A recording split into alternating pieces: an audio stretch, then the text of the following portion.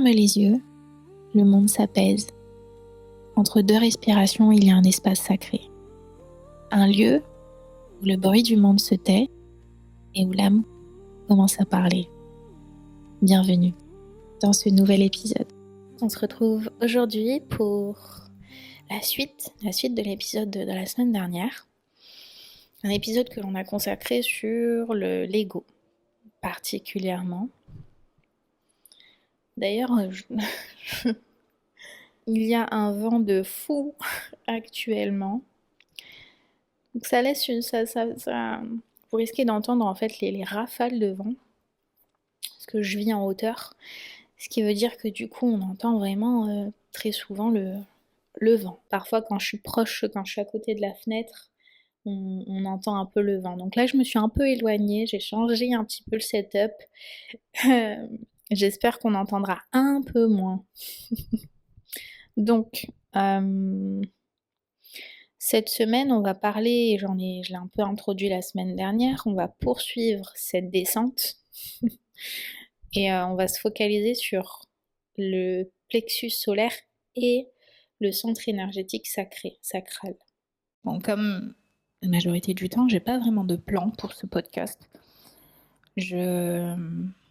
Je vais voir, je vais lancer un sujet, on verra bien où ça nous mène. On va parler des désirs.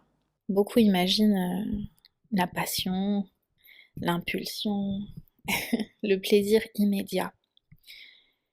Mais c'est vrai qu'en réalité, pour moi, le désir pour moi, et ce podcast est très intime, personnel, c'est mon avis, c'est pas une vérité absolue.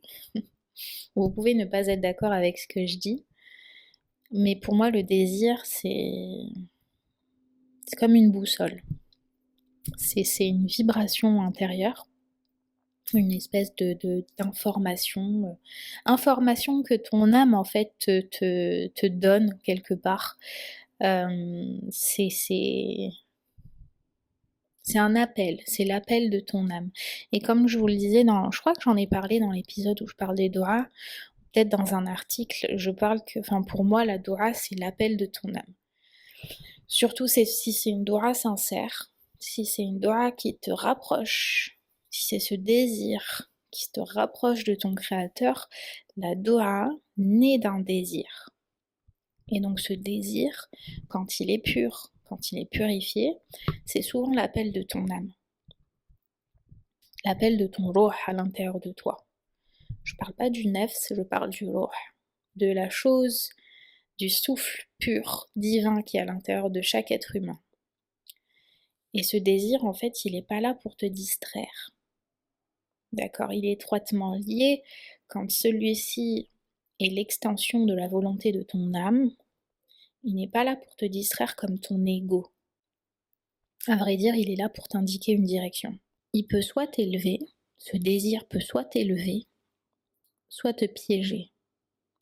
Et c'est pour ça qu'il faut faire très attention, est-ce que c'est un désir qui vient de cette volonté du ruh, ou est-ce que c'est un désir qui est plutôt égocentré? Et c'est pour ça que je pense qu'on doit parler du réel, qu'on doit parler du concret, qu'on doit parler de la vie de tous les jours, de ce qui se passe dans notre quotidien, parce que ce n'est pas dans les livres, dans les articles, etc., que le désir te forge. C'est pas nécessairement dans ce que tu vas lire, etc. Très souvent, c'est dans la vie, c'est dans ce que tu vas expérimenter, là où quand tu vas douter, quand tu vas t'attacher, quand tu vas hésiter, quand tu ne seras pas nécessairement stable. Là où tu veux quelque chose parfois tellement fort que ça va te brûler. J'ai souvent parlé de ce feu à l'intérieur de nous, qui est là parfois pour te purifier de l'intérieur, parce que le feu purifie. Et parfois, au contraire, il va brûler, il va faire mal. Et il va nous pousser en fait à faire certaines choses que l'on n'aurait pas fait si on avait pris du recul. Et c'est pour ça que ce libre arbitre, dans l'épisode sur le libre arbitre, je voulais vraiment mettre un point d'honneur à parler de ce libre arbitre, à parler de cette volonté divine, et que quand ce libre arbitre devient l'extension de la volonté d'Allah subhanahu wa ta'ala, vous avez moins de chances de dévier de votre chemin et de la meilleure branche de réalité. Ce qui veut dire que vous avez moins de chances de ressentir la douleur, mais celle qui est issue de vos péchés, de vos actions, de la turpitude, des choses qui vont nécessairement vous égarer. Absolument tout, et je vous l'ai dit, cette société est faite pour nous distraire. Absolument tout dans cette dunya veut ou souhaite capter notre attention. Et l'attention est très très très importante.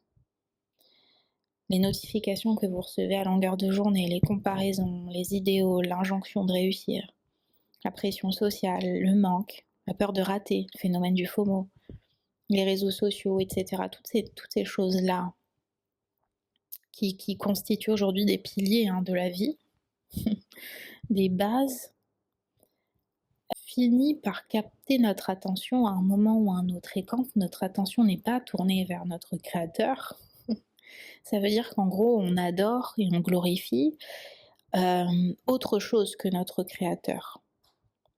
Et ça peut dérouter certaines personnes de prendre conscience de ça. Je vous ai parlé du tarot. C'est des idoles en fait, mais c'est pas nécessairement des statues, des divinités, on n'est pas... Le tarot, c'est pas nécessairement ça. Ça peut être vos émotions, ça peut être votre colère, ça peut être votre anxiété, ça peut être des choses en fait qui bouillonnent à l'intérieur de vous. Votre attention est tournée là-dessus, ou du moins vous avez ce penchant pour ce type de tempérament. On a parlé des tempéraments, vous connaissez un petit peu les différentes... les sensibilités en fonction des tempéraments, mais on sait très bien que nos tempéraments ne font pas ce que l'on est, mais très souvent ils créent à l'intérieur de nous des idoles. Et donc on va parler de nos blessures, mais on va aussi surtout légitimer ces blessures.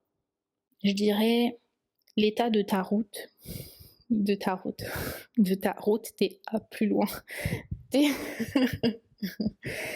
L'état de ta plus loin route. T-A plus loin R-O-U-T-E. Parce que c'est ce qui va déterminer si tu te places dans un sentier battu ou pas. Parce que si tu pars du principe que tu as des idoles et qu'effectivement il y a des choses dans ta vie qui retiennent ton attention, il y a beaucoup de choses dans la vie qui retiennent notre attention, franchement. La majorité du temps, c'est le boulot, c'est la vie de famille, peut-être effectivement les responsabilités, ce besoin de réussir dans la vie. Parfois quand on a des conjoints ou des conjointes, etc., ça peut très facilement retenir notre attention.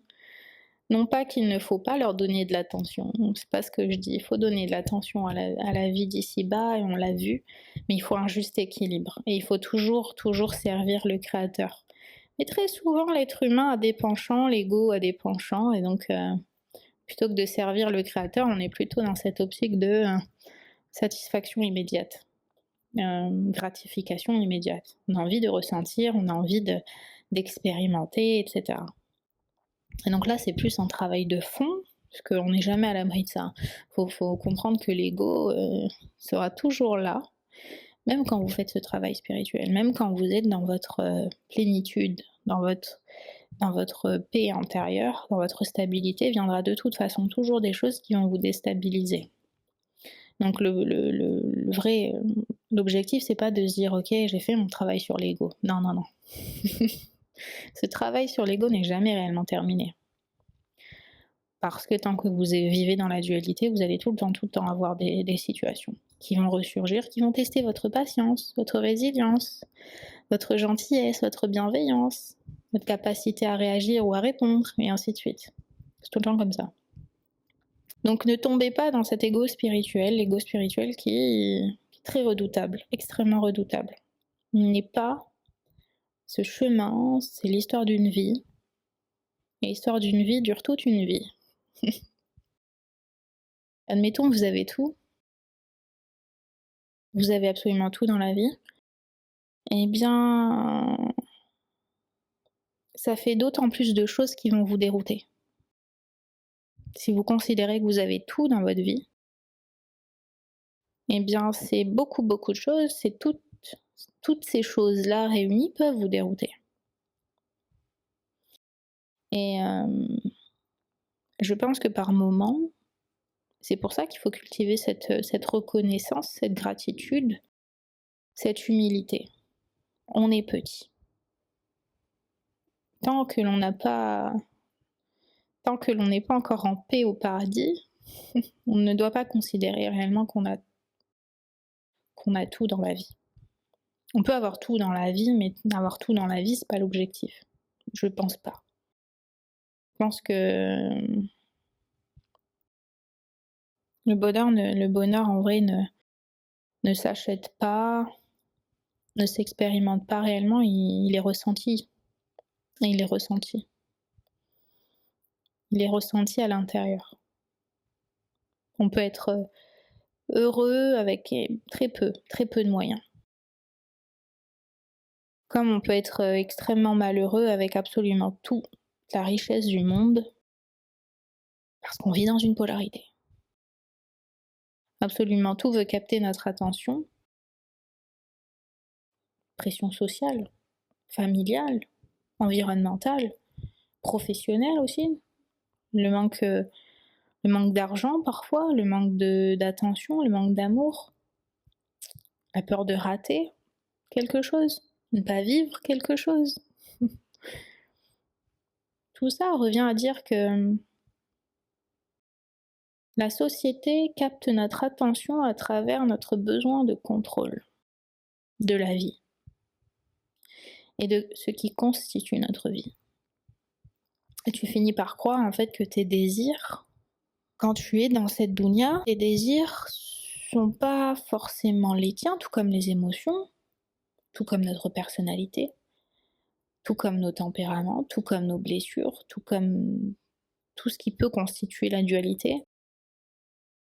Souvent, parfois, on se rend compte que nos désirs sont ceux des autres, ou ceux que les autres souhaitent pour nous, plutôt que ce que notre Créateur, Allah subhanahu wa ta'ala, veut pour nous et a planifié pour nous. Là, ça veut dire très souvent qu'effectivement, on a donné notre attention à des gens, à des situations qui nous ont égarés, qui ont fini par nous égarer. Mais, on doit passer par certaines circonstances, par certaines situations. On doit vivre l'échec, on doit vivre la perte, on doit vivre le manque. On doit vivre la pression, la tristesse, les regrets, la culpabilité. Parfois, on doit passer par là. On doit passer par là pour comprendre ce que c'est que la plénitude, la paix, le calme, la résilience. Ce qui nous rend réellement en paix, ce qui nous rend réellement heureux, ce qui nous rend réellement riches et abondants. On doit vivre, et on l'a vu à plusieurs reprises dans les épisodes sur quand on parle de blessures, etc. Ouais, on sait aujourd'hui que l'épreuve c'est une libération, mais l'épreuve elle te réveille. L'épreuve c'est vraiment un coup de pied dans la fourmilière pour que tu puisses te réveiller une bonne fois pour toutes. Quand je suis passée par certains appellent ça la nuit noire de l'âme. La nuit noire de l'âme. On sait que la nuit est noire, mais c'est un pléonasme.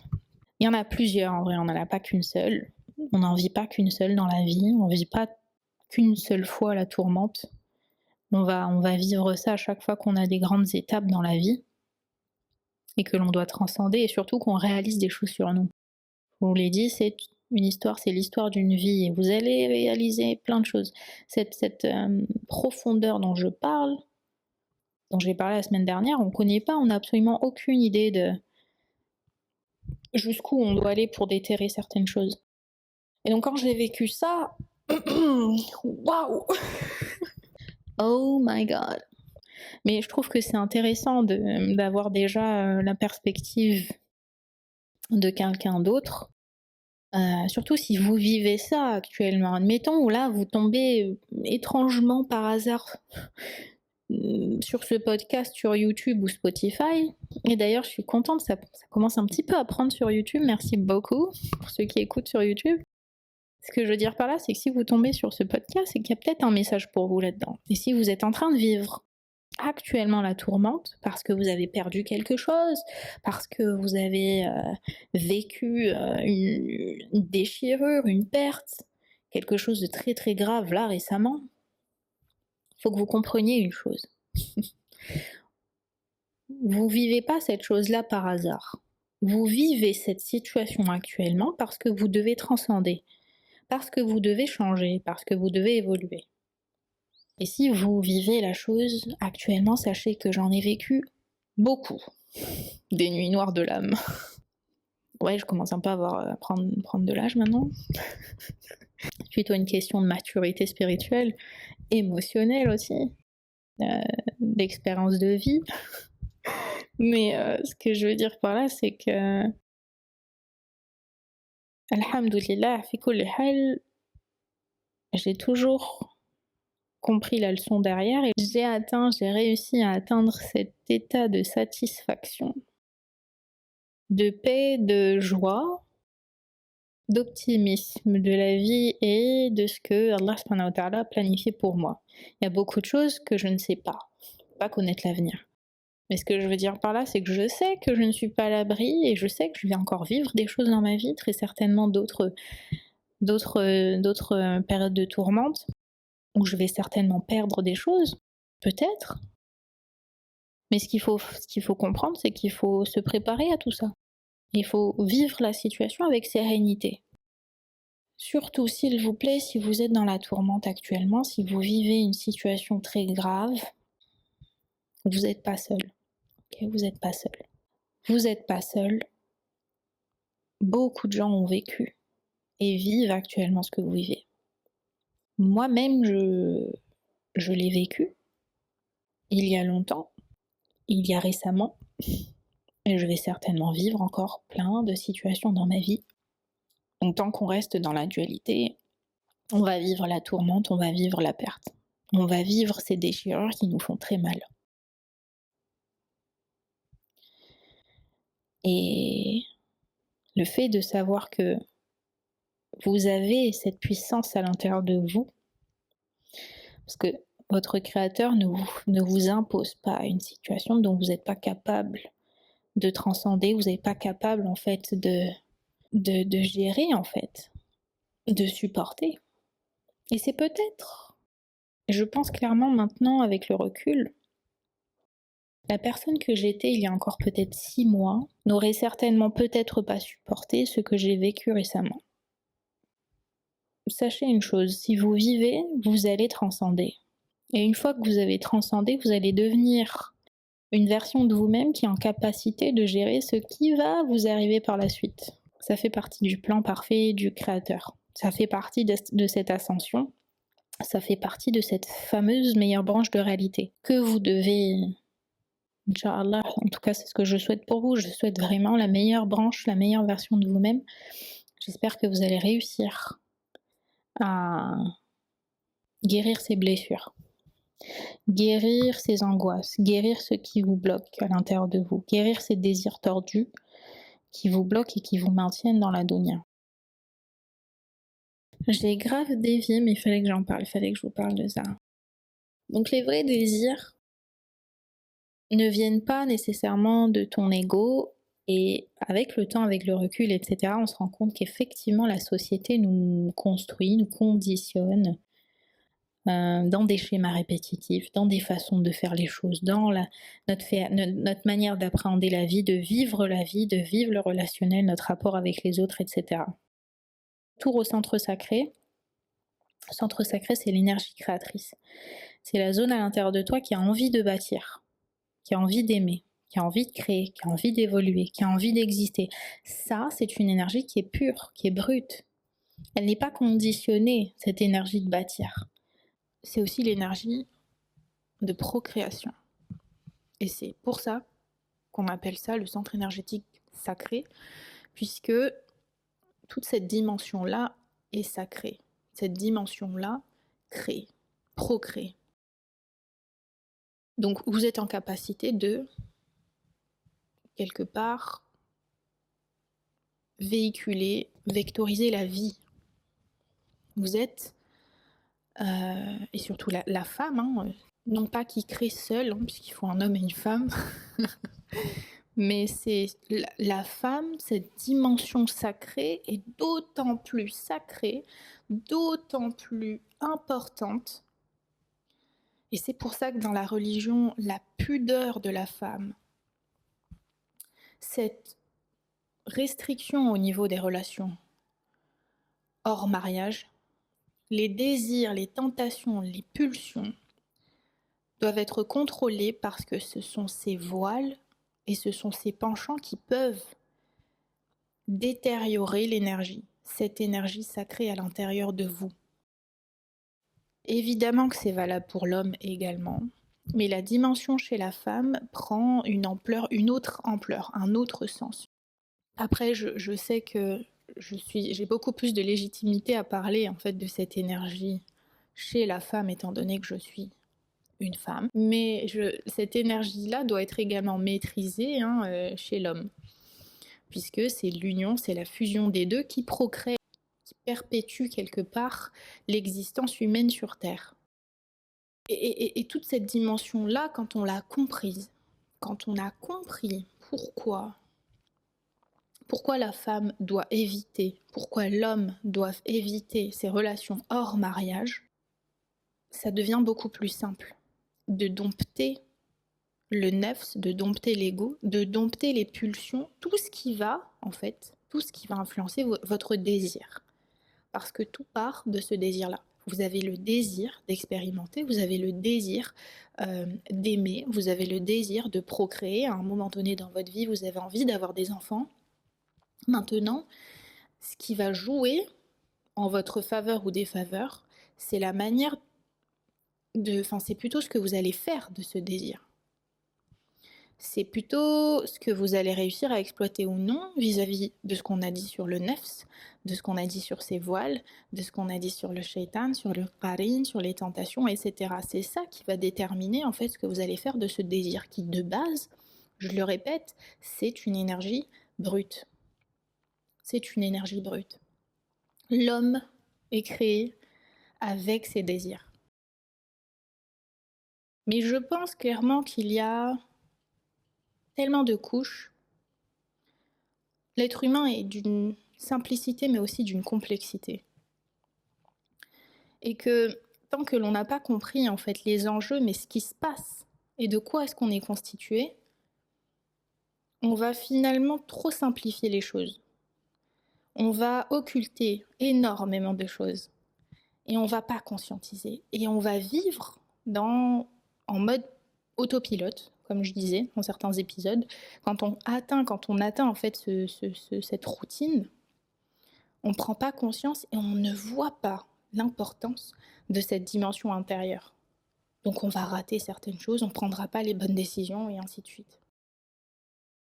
Donc vraiment, et je tenais à intervenir là-dessus, l'énergie de la procréation reste une énergie créatrice qui doit être maîtrisée au même niveau que le nefs et au même niveau que notre ego. En prenant en considération qu'elle peut être voilée, tout comme le cœur peut être voilé, tout comme le basira peut être voilé. En fait, tous vos centres énergétiques peuvent être voilés. Parce qu'un centre énergétique, c'est un moteur, c'est le vecteur d'une énergie. Cette énergie, et je l'ai dit au tout début, vous pouvez soit faire le bien, soit faire le mal. Vous pouvez soit l'utiliser en fait comme vecteur de lumière, soit l'utiliser à des fins occultes. Cette énergie, c'est une énergie neutre. Et c'est pour ça que je prends beaucoup de temps Et je pense que c'est aussi pour ça que j'ai créé le podcast, pour qu'on puisse comprendre, vous et moi, toi et moi, au cours des épisodes, au cours de mes recherches, qu'on puisse vraiment déterminer la nature de ces énergies, ce qu'elle est profondément à l'intérieur de nous, ce qui peut l'influencer, ce qui fait de nous ce que nous sommes, parce que c'est quand on a compris, quand on a intégré, quand on a acquis, qu'on arrive à incarner et qu'on arrive à atteindre en fait notre mission de vie. Pourquoi est-ce qu'on est là? Pourquoi est-ce qu'on a ces énergies-là? De base, je parle d'énergie, je ne parle pas encore de concrétisation, d'intention. Je suis pas encore là-dedans. Mais ce que je veux dire par là, c'est que ce désir, c'est une énergie brute. C'est une énergie qui vit à l'intérieur de vous. Cette énergie maintenant, et on l'a vu à travers un cœur agité, à travers les voiles et les prismes, cette énergie, elle peut être déformée par la dunya, par votre ego, par votre nefs, par les conditionnements, etc., par les blessures, etc.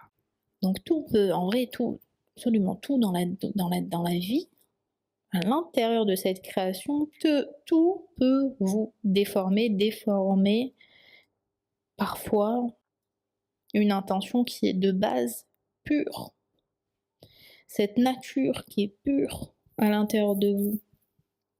Enfin, déformer, c'est un bien grand mot. Je pense que c'est pas nécessairement déformé, mais c'est voilé.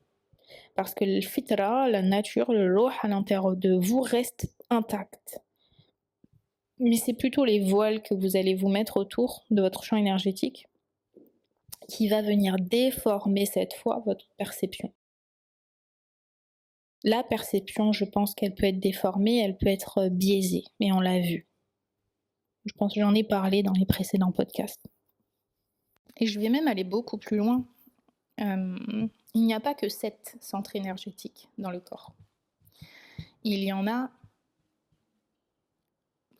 une infinité de centres énergétiques dans le corps parce qu'on peut considérer dans la dimension quantique, El Raib, dans cette dimension invisible qui est à l'intérieur de nous et aussi à l'extérieur. On l'a vu, l'être humain, c'est le pont entre El Raib, le monde visible et le monde invisible. L'être humain, contrairement aux djinns et contrairement aux anges, nous avons une capacité d'avoir une influence dans le monde invisible et d'avoir cette influence dans le monde physique.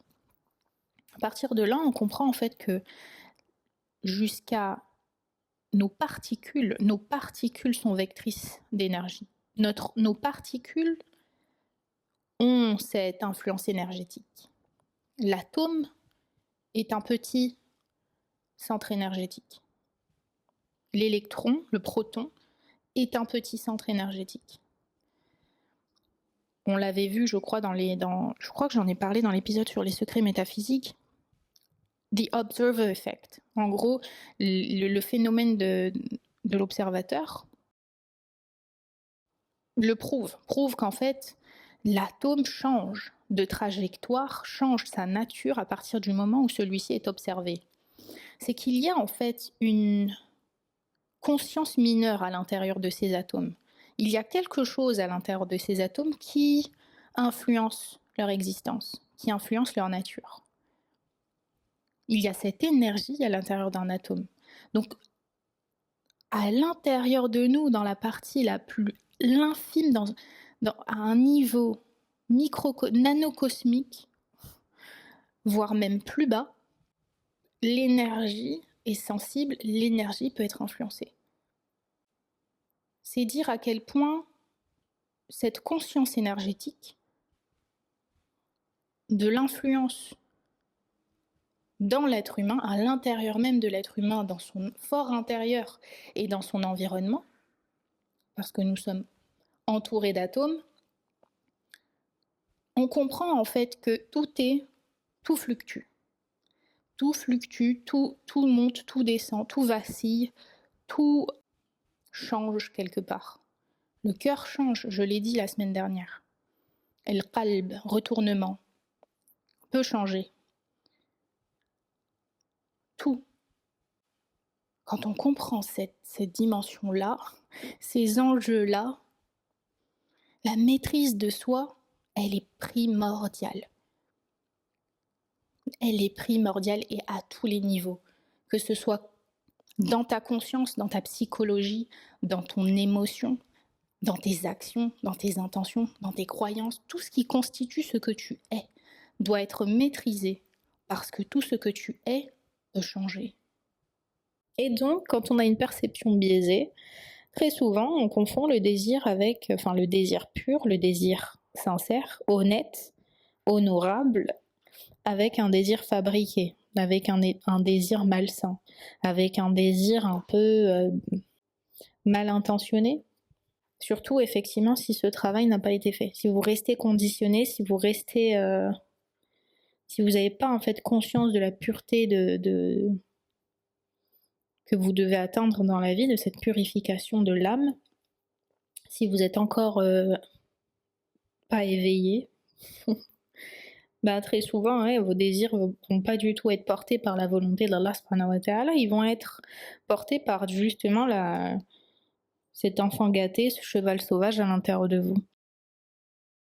Bon, à partir du moment, encore une fois, je pars du principe que si vous écoutez un podcast sur la spiritualité, sur les énergies, sur l'islam, c'est que vous êtes plutôt bien placé là-dessus. Je peux plus ou moins vous positionner. On peut des fois s'en foutre complètement et vivre sa vie et basta, tu vois. Mais chacun ses priorités, chacun sa volonté, chacun son intention. Mais on a une individualité dans la vie. Le monde est tel qu'il est aujourd'hui. Il faut de tout pour faire un monde. Donc oui, effectivement, 85-90% des gens n'ont pas idée, n'ont pas du tout de conscience de leur propre existence, je veux dire ça comme ça. Et ils rentrent dans des schémas où ils pensent que c'est la vie. La vie est comme ça. Et quand cette vie-là est dominée par des désirs qui ne sont pas purifiés, c'est chaud. Vous n'avez pas nécessairement, c'est pas possible, vous n'allez pas comprendre la nécessité de la purification. Vous n'avez même pas conscientisé, on va même pas conscientiser l'existence de cette purification dans la vie et la nécessité de cette purification dans la vie. Vraiment. On continue avec le centre énergétique sacré, l'énergie de création qui nous habite à l'intérieur de nous. Cette énergie qui est brute à la base, elle est brute, c'est une énergie qui est là, qui est neutre, je dirais même, parce elle est neutre au départ, comme la fitra, elle est neutre. C'est l'endroit d'où naissent l'élan, la créativité, l'attirance, l'attraction, l'intuition corporelle, les décisions qui sont viscérales, le feu à l'intérieur de vous. Le mouvement, en fait, c'est un mouvement vers quelque chose. L'énergie de création, c'est vraiment cette volonté de créer dans la matière, de créer quelque chose dans la matière. Je veux vivre, je veux ressentir, je veux créer quelque chose. C'est neutre à la base. Allah a déposé cette énergie à l'intérieur de toi. On n'est pas en train de parler de New Age et compagnie, c'est profondément spirituel, c'est profondément ancré à l'intérieur de toi, ça fait partie de ton âme. Il vous a formé, puis il vous a donné des forces, Solat al-Rum. Cette force à l'intérieur, c'est elle, c'est cette force créatrice. Il nous a formés et il nous a donné des forces. Sauf que parfois, on la bloque cette force. Elle est voilée, elle est éteinte, elle est froide, elle est sans direction. Pourquoi? Tout simplement parce qu'on est conditionné par la matrice. On est conditionné par la dunya. La dunya nous coupe à notre corps, nous pousse à tout analyser, à tout contrôler, à rationaliser ce qui ne se comprend qu'à travers le ressenti. Ce qu'on ne peut pas rationaliser justement. Et quand on rationalise pas, quand on raisonne pas comme Allah souhaite pour nous et souhaite de nous, on n'avance pas, selon notre appel, selon ce fameux appel de l'âme qui est pur. On n'avance pas sur ce chemin-là. On est plutôt comme des robots entre guillemets. Vous voyez, on avance selon ce qui fait sens, mais sur le papier. Est-ce que vous comprenez la différence entre les deux? Ce qui fait sens sur le papier, c'est pas nécessairement raisonné. C'est ce qu'on pense être vrai, c'est ce qu'on pense devoir faire, c'est ce qu'on pense être nécessaire, être absolu. Voilà. C'est ce qu'on pense être absolu. On doit faire comme ça dans la vie pour... Ça doit se passer comme ça pour que ça fonctionne. Ça doit se passer comme ça, je dois faire ça, etc., etc. Du coup, on conditionne la dunya, on conditionne notre vie. C'est parce qu'on doit faire ça pour... etc., etc. On est trop dans... Ben là, pour le coup, c'est pas une raison... Parfois, on avance sans raison, mais bon, bref.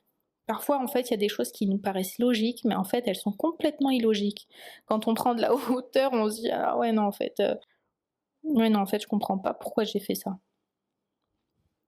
Combien de fois je me suis posé cette question dans ma vie? Why? Pourquoi? Genre pourquoi?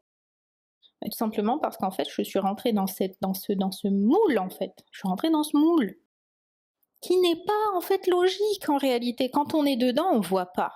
Quand on est à l'intérieur de ce moule, en fait, on ne voit pas.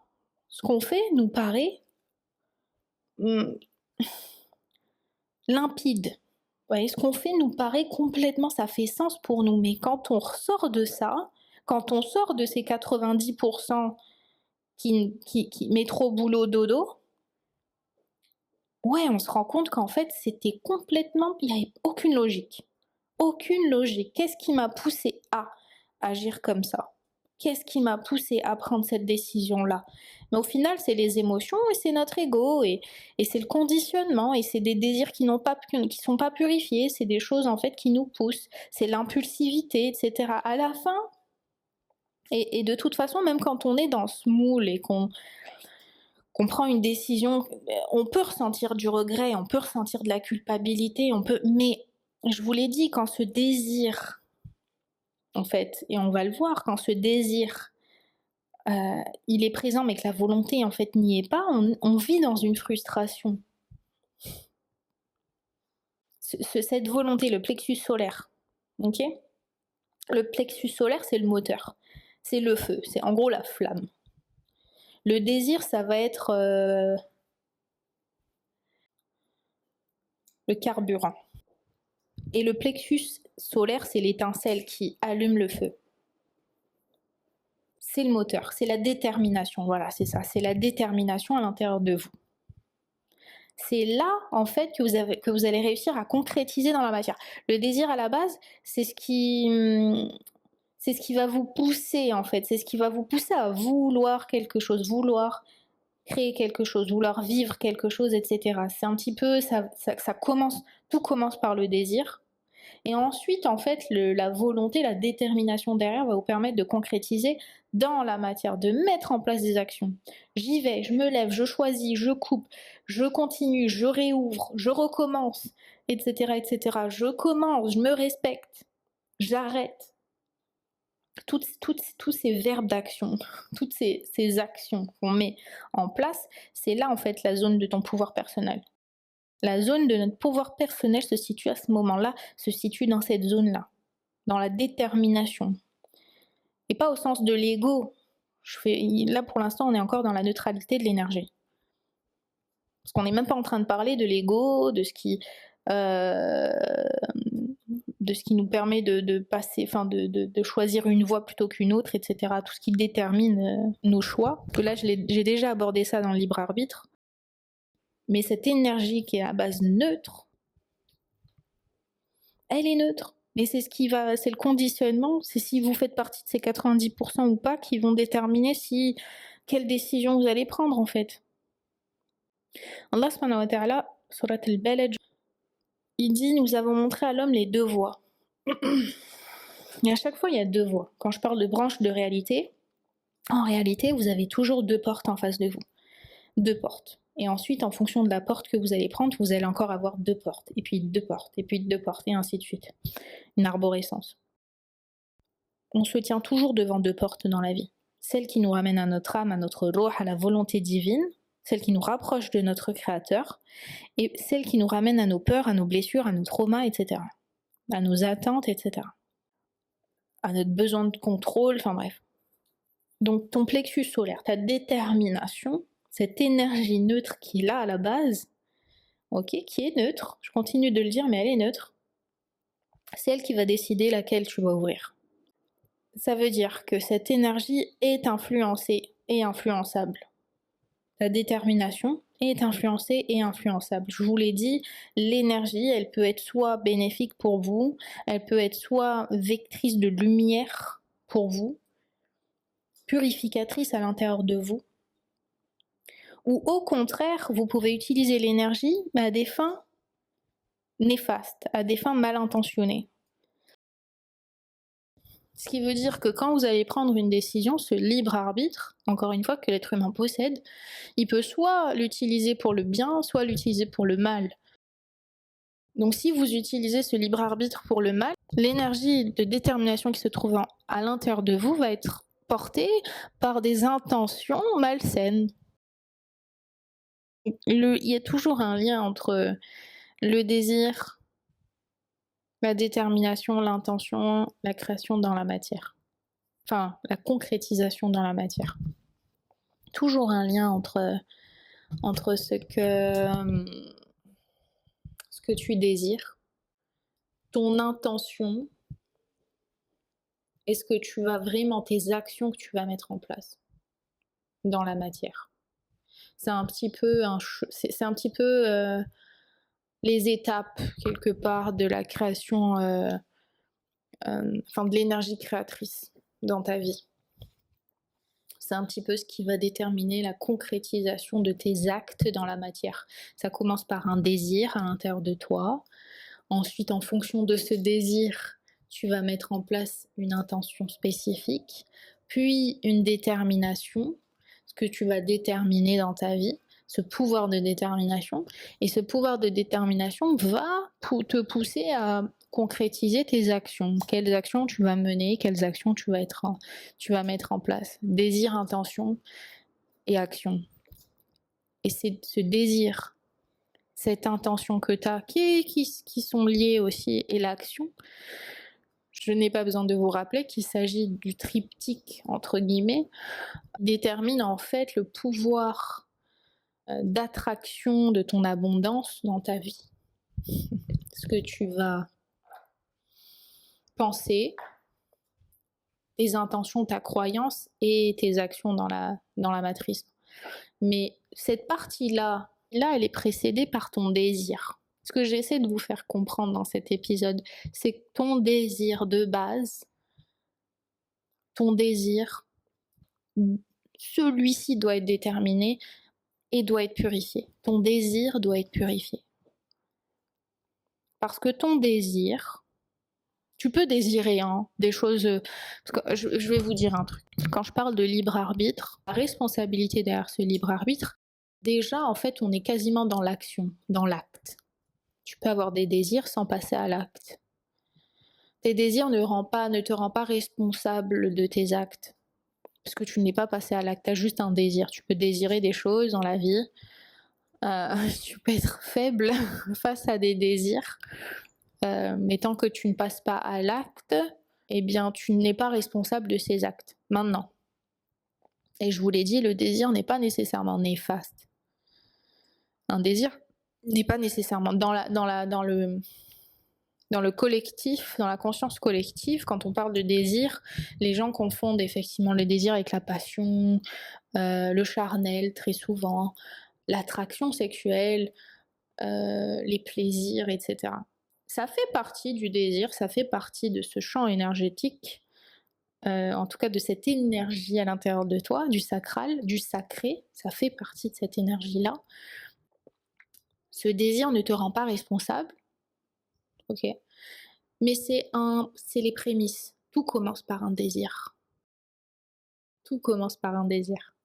Et si on est faible d'esprit, si on n'a pas fait ce travail de purification, si on ne sait pas quelle porte on va prendre, celle de droite ou celle de gauche, si on n'a pas conscientisé en fait la nature, ou du moins la raison de notre existence, notre mission sur cette terre, si on n'a pas concrétisé tout ça, on va finir en fait par être un esclave de nos désirs. Et nos désirs, vont mener à certaines intentions. Ces intentions vont mener à des croyances qui vont déterminer certaines actions, et des actions qu'on va mettre en place qui ne seront pas en cohérence, qui ne seront pas alignés avec la meilleure version de nous-mêmes, avec la meilleure branche de réalité possible. Ce qui veut dire que vous n'allez pas réussir à attirer à vous votre abondance, votre rizq.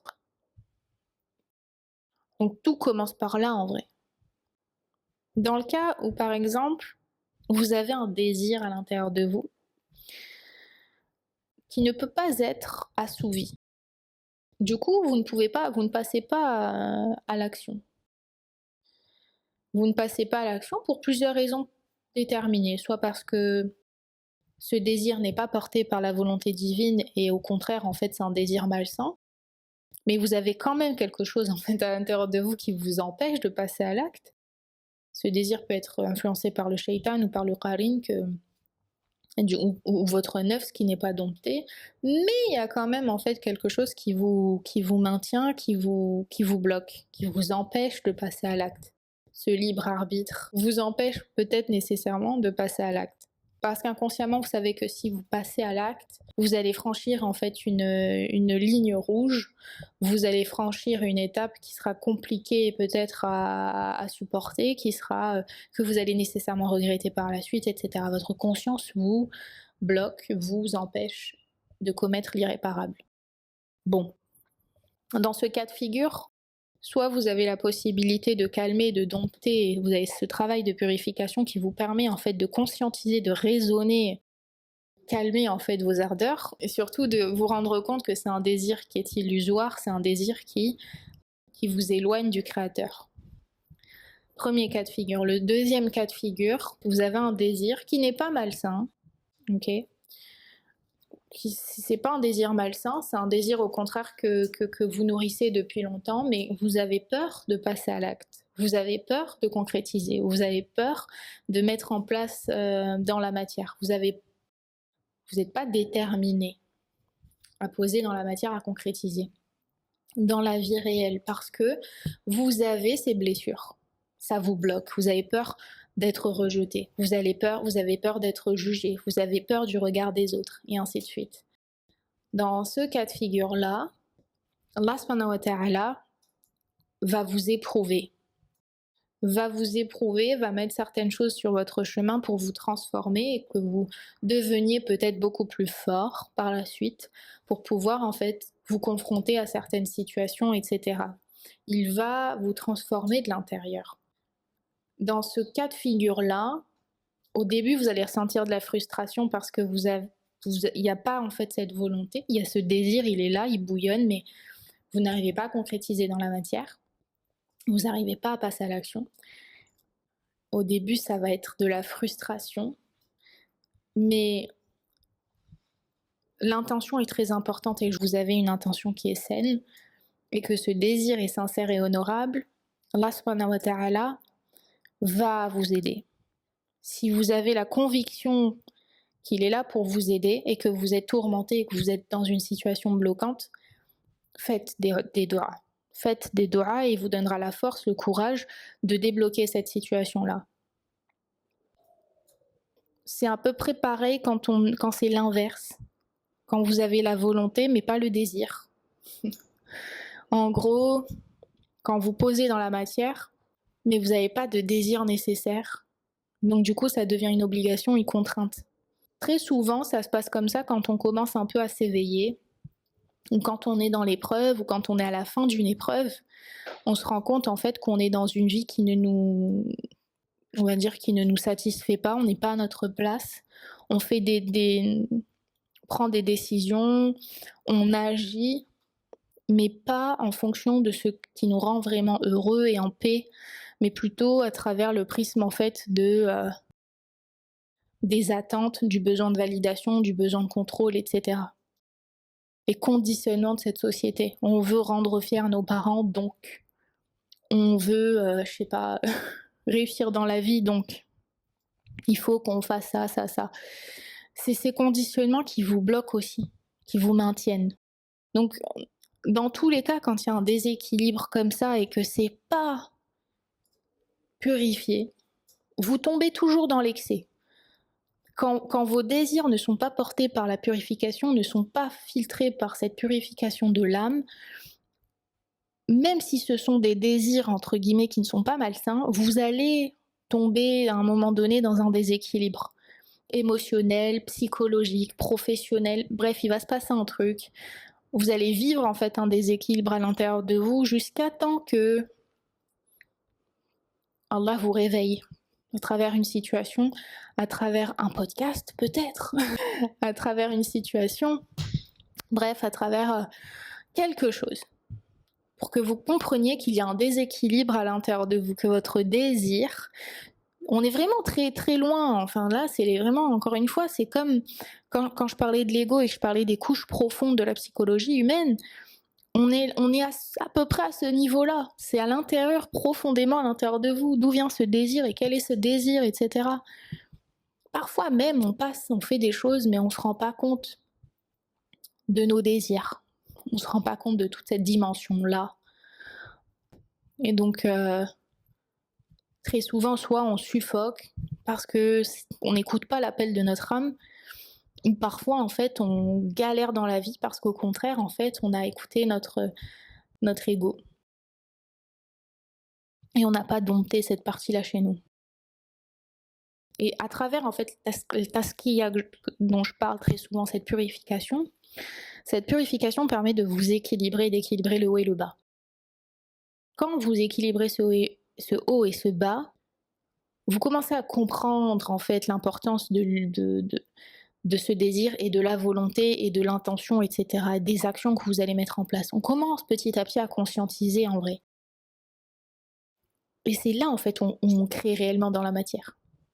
C'est là en fait où vraiment on exploite positivement l'énergie, cette énergie créatrice à l'intérieur de nous.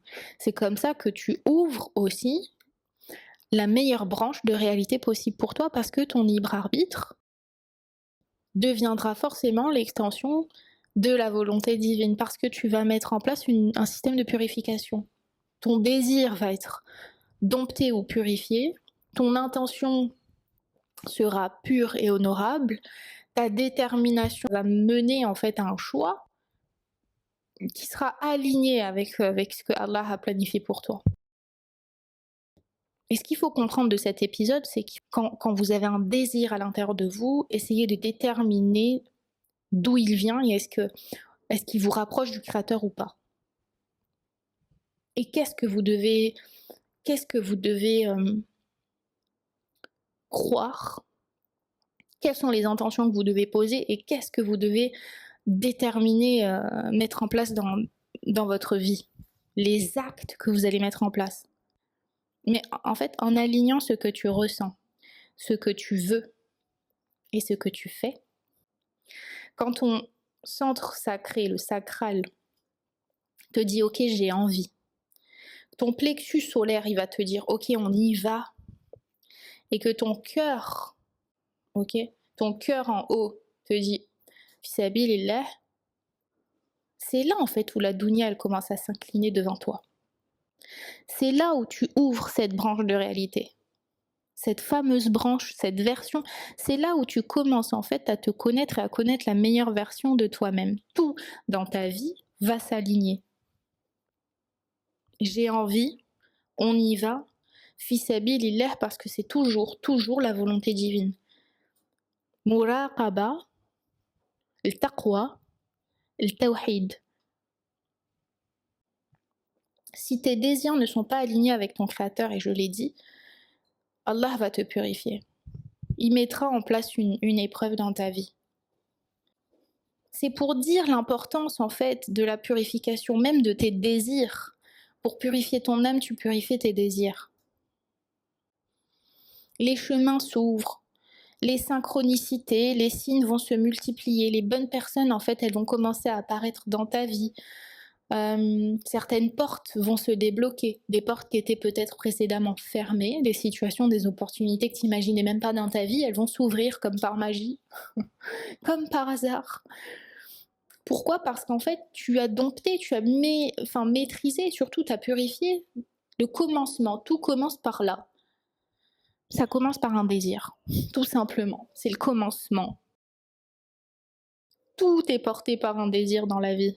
Tout. toute cette société, la dunya, la création, même regarde, ta purification de l'âme, c'est un désir de te rapprocher de ton créateur. Ce chemin spirituel que tu veux expérimenter, c'est un désir de. Tout commence par un désir. Si tu as compris que la source est purifiée, tout ce qui va se passer par la suite le sera. Est-ce que tu comprends la puissance de cette maîtrise de soi, mais c'est surtout la maîtrise de ce qui naît à l'intérieur de toi. La maîtrise de tout ce qui te compose. La conscience de tout ce qui fait toi. De tout ce qui te compose, de tout ce qui est à l'intérieur de toi. Tes désirs, tes croyances, ton intention, ta détermination, tes actions. Et tout ça, ça fait partie du plan. Absolument tout. Parce que tu crées dans le sens de ce qu'Allah a prévu pour toi, de ce qu'Allah a planifié pour toi et de ce qu'il veut pour toi. Tu crées dans la matière. Cette énergie créatrice est en réalité au service de son créateur. Est-ce que tu imagines? Cette énergie, je répète, cette énergie créatrice, c'est une création. Cette création est au service de son créateur. Beaucoup pensent qu'ils n'arrivent pas à créer, à manifester, entre guillemets, et à changer leur vie. Parce que je pense qu'il y en a beaucoup qui ne réalisent pas. C'est une chose. Mais de nos jours, la manifestation, les lois de manifestation, c'est devenu du mainstream, donc tout le monde sait ce que ça veut dire. C'est pas que tu ne peux pas manifester, c'est pas que, et on en a parlé brièvement, c'est pas que tu n'arrives pas à créer dans la vie. Le problème n'est pas forcément l'absence d'énergie dans ta vie pour que tu n'arrives pas. Ce qui détermine ton pouvoir de manifestation, etc. Le problème, en fait, c'est pas l'absence de cette énergie, parce qu'on sait qu'elle est là.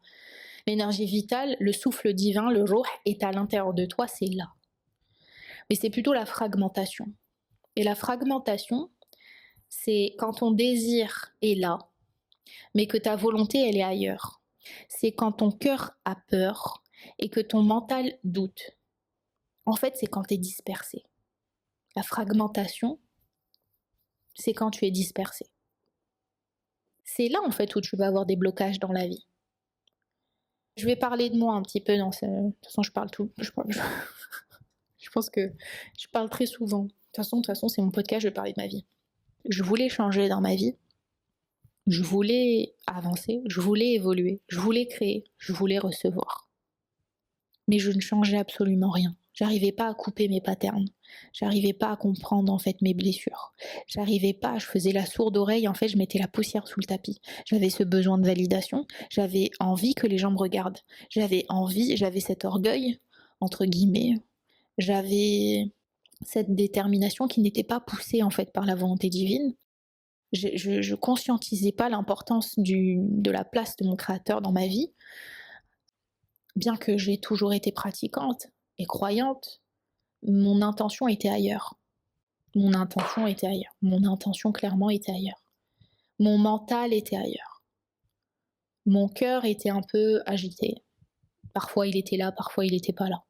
Ça vacillait en fait sans arrêt. On a des baisses de foi, ce qui est normal. Dans la vie, on vit dans une dualité, personne n'est parfait. La dissociation à l'intérieur, en fait, elle te garde dans la même réalité, dans la même timeline, dans cette même ligne de temps, en fait. La dissociation, cette fragmentation, quand ton désir est quelque part, ta volonté, elle est ailleurs, ton cœur est agité, etc., ton mental est... Bref, quand tout ça n'est pas porté par une seule et même vérité, cette dissociation, en fait, ta vie ne va pas changer. Tu vas pas réussir à changer ta vie, à attirer l'abondance, à changer tes croyances, à changer ton... Tant que tout ça ne change pas, tu ne changeras pas. Et c'est pour ça que l'épreuve, elle est très lourde à porter par moment, parce qu'elle te pousse à changer. Elle te pousse à trouver les failles dans ta vie pour que tu puisses devenir une certaine version de toi-même. Cette version-là, c'est cette version qui est capable de porter cette nouvelle réalité. De porter la réalité qu'au fond de toi tu veux, parce que ton âme sait où est-ce qu'elle doit aller. Ton âme sait à l'intérieur de toi. Mais c'est ton mental, ton nefs, tes voiles, etc., qui vont avoir peur de changer et de sortir de leur zone de confort. Donc passez par là, et je vous le disais, si vous êtes en fait en train de vivre cette situation de tourmente, sachez que c'est une étape. Et que la personne que vous êtes en train de devenir petit à petit, c'est cette personne-là qui sera capable de vivre cette nouvelle version de vous-même. La version que vous êtes ou que vous étiez avant n'aurait pas été capable de vivre la timeline que vous êtes sur le point d'ouvrir.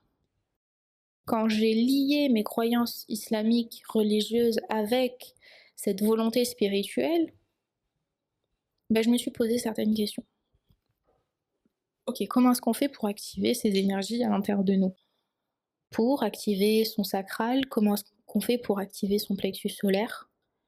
Bon, déjà, le fait de déterminer, de comprendre à quoi est-ce qu'ils correspondent tous, c'est important. Et je vous invite à écouter l'épisode sur l'alignement énergétique. Enfin, je crois que c'était l'épisode sur... Je sais plus si j'en ai parlé dans les secrets métaphysiques de l'abondance ou dans l'alchimie du cœur. Mais bon, déjà déterminer à quoi correspond chaque centre énergétique, c'est important. Je pense qu'on active ces centres énergétiques à travers ce que l'on vit, à travers notre vécu. C'est très souvent quand on est dans l'épreuve, quand on détermine, c'est là en fait où on commence à s'intéresser aux énergies. Quand on n'est pas bien, très souvent. C'est pour ça qu'Allah, en fait, il nous ébranle, il nous bouge à travers les épreuves. C'est sa manière, c'est la manière à Allah, c'est sa façon de nous changer de l'intérieur. C'est sa manière de nous changer, l'épreuve. C'est que quand on va mal, qu'on s'intéresse, qu'on cherche. À quoi ça, qu'est-ce que c'est? Les énergies. Pourquoi je ressens ce que je ressens? Qu'est-ce que c'est? Enfin, tu vois. Et parfois, l'algorithme, entre guillemets, l'algorithme fait en sorte de mettre certaines suggestions dont j'ai parlé. Les fameuses suggestions, il vous les met en fait quelque part sur votre chemin. Certains vont dire, ok, c'est l'algo, c'est scientifique, machin, machin. Ok, bon, c'est mécanique. Mais qu'est-ce que l'algo? Par quoi est-il déterminé? Qui l'a créé? Qui a créé l'algorithme? Qui a créé l'être humain? Qui a créé l'algorithme? Allez. Croyez-moi, si vous êtes en face d'une vidéo, si vous êtes en train d'écouter un certain podcast, si vous êtes en train d'écouter une conversation, si vous êtes en train de vivre une situation, Allah souhaitait que vous viviez cette situation. Point barre. Donc arrêtez d'avoir cette imperméabilité face aux synchronicités, face aux signes en fait. Soyez ouverts d'esprit un minimum. Ouvrez votre vision un minimum.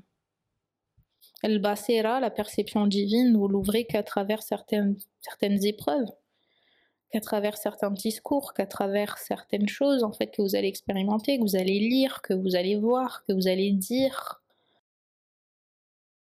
Step number 1, écoute ton vrai désir. Ça commence par le désir. Donc écoute-le.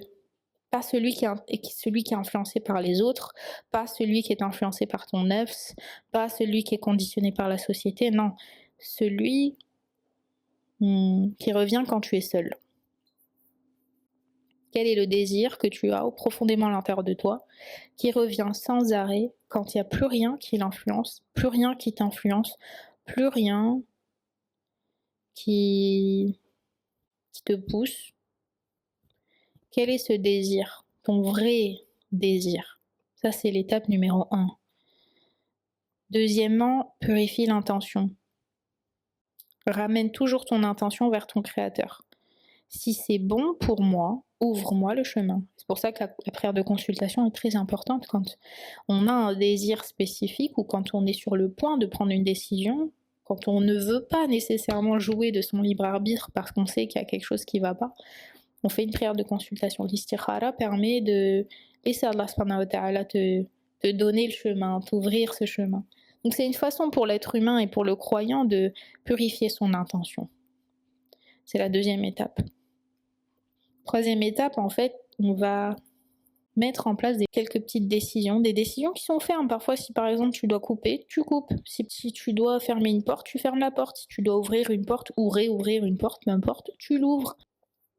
Si tu dois te remettre en question, remets-toi en question. Si tu dois te protéger, protège-toi. Tu vois, si tu dois t'éloigner, éloigne-toi. C'est ces actes que tu dois mettre en place, étant donné que tu as déterminé ton désir et que tu as purifié ton intention. Si tu dois mettre en place des choses, fais-les. Passe à l'action. Et avance même avec la peur. La peur, en fait, c'est un peu le gardien de l'immeuble. Cette peur, en fait, elle est là pour tester quelque part ta sincérité. Est-ce que tu vas passer à l'acte ou pas? Est-ce que tu vas franchir la porte ou pas? Cette détermination, est-ce qu'elle est assez forte ou pas? Et ensuite, tu laisses le tawakkul. Tu laisses, en fait... T'as fait l'écho, c'est le plus important. Le reste, en fait, tu laisses Allah subhanahu wa ta'ala réarranger les choses dans ta vie, planifier les choses dans ta vie, changer, éloigner les gens s'ils doivent partir, t'amener certaines personnes si elles doivent être sur ton chemin, bref. Toi, ton travail, c'est réellement, hein, c'est cette purification de l'intention, de ton désir. Tu dois faire les causes, tu dois travailler sur tes blessures et sur tes peurs. Et le reste, en fait, tu laisses Allah subhanahu wa ta'ala arranger la matière pour toi.